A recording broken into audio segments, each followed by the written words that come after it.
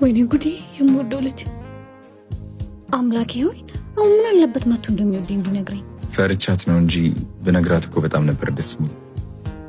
አንተ በቃ አናግራት ወይ እሺ ወይም ቢትል ነው። ሂድ በቃ አናግራት። ሂድ አታ ሃና ሰላም ሰላም። ሁሉ ጊዜ በዚህ ስታልፍ አይሻለሁና ፍቅረኛ ከሌለሽ ስልክሽን አለኝ።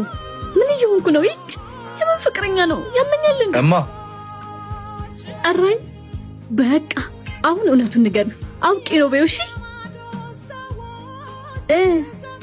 አንድ ነገር ላስቸግርሽ ፈልጌ ነበር። እሺ አስቸግረኝ። ድጋሚ ስልኬን በጠየቀኝ።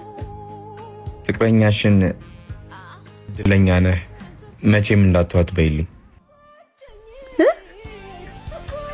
አታስብ አይተወኝም። እሺ ምን አይነቱ የማይረባ ነው? ለነገሩ ይበለኝ። ማን አባሽ ተግደርደረኝ። ወይኔ ጉዴ ተወረድኩ።